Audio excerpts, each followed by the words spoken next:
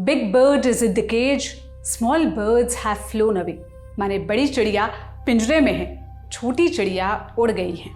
25 मार्च की रात 1 बजे पाकिस्तान की सेना ने बांग्लादेश, जो उस समय पूर्वी पाकिस्तान हुआ करता था, वहां की राजधानी ढाका से पाकिस्तानी सेना के जनरल टिक्का खान को यही संदेश भेजा था, क्योंकि शेख मुजीबुर रहमान को गिरफ्तार कर लिया गया था।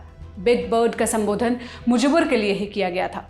मुजीबुर रहमान उस समय बांग्लादेश की आज़ादी की लड़ाई की अगुवाई कर रहे थे। उन्हें पकड़कर पाकिस्तान ले जाया गया।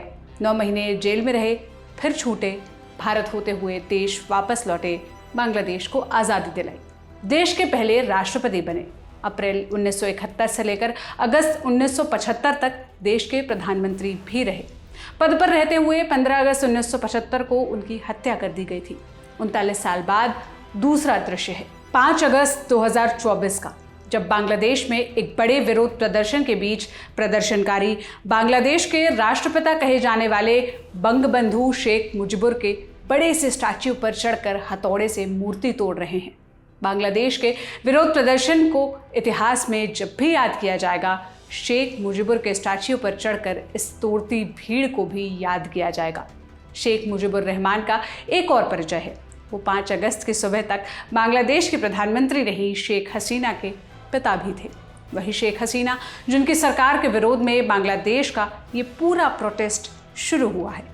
इससे पहले बांग्लादेश में हिंसक विरोध प्रदर्शन के बीच प्रधानमंत्री शेख हसीना ने इस्तीफा दे दिया और देश छोड़कर निकल गई। अभी ये साफ नहीं हो पाया है कि वो कहाँ जा रही हैं, लेकिन शाम को उनका विमान गाजियाबाद के हिंडन एयरबेस पर लैंड किया। वो भारत में रुकेंगी या भारत होते हुए किसी और देश जाएंगी, ये अभी स्पष्ट नहीं है। न्यूज़ एजेंसी AFP के हवाले से ये खबर आई है कि बांग्लादेश में प्रदर्शनकारी प्रधानमंत्री आवास यानी गोनो भवन में घुस गए हैं। हालांकि तब तक हसीना अपनी बहन के साथ आवास छोड़कर एक महफूज जगह के लिए निकल पड़ी थी। सूत्रों के हवाले से ये भी छपा है कि वो अपना भाषण रिकॉर्ड करना चाहती थी, लेकिन उन्हें मौका नहीं मिल सका। भारत सरकार लगातार बांग्लादेश के हालातों पर नज़र बनाए हुए है। बांग्लादेश से लगी सभी सीमाओं का दौरा करने BSF के DG भी वहां पहुंच सकते हैं। पश्चिम बंगाल की मुख्यमंत्री ममता बनर्जी ने सभी संप्रदाय के लोगों से अनुरोध किया है कि वो शांत रहें और कोई भी किसी भी तरह के सांप्रदायिक भावना को भड़काने वाले आचरण में ना पड़े। अब बांग्लादेश में इन हालातों के पीछे की वजह क्या है, संक्षेप में ये भी समझ लेते हैं।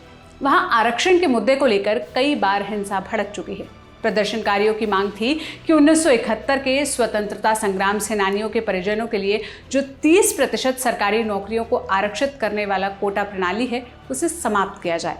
पहले जब हिंसा भड़की तब कोर्ट ने कोटे की सीमा को घटा दिया था, लेकिन हिंसा नहीं थमी और अब प्रदर्शनकारी सड़कों पर उतर आए हैं और हिंसा कर रहे हैं। अब तक 11,000 से ज़्यादा लोगों को गिरफ्तार किया जा चुका है। इस मामले पर द लल्लन टॉप की नज़र बनी हुई है। जो भी अपडेट आएगा हम आप तक पहुंचाते रहेंगे। आप इस मसले पर क्या राय रखते हैं, क्या कहना चाहते हैं, इन तस्वीरों पर क्या कहेंगे, कमेंट में अपनी राय ज़रूर साझा कीजिएगा। ये सारी जानकारी मेरे साथी अभिषेक ने जुटाई थी। मेरा नाम सोनल है। देश और दुनिया की तमाम खबरों के लिए लल्लन टॉप देखते रहिए। शुक्रिया।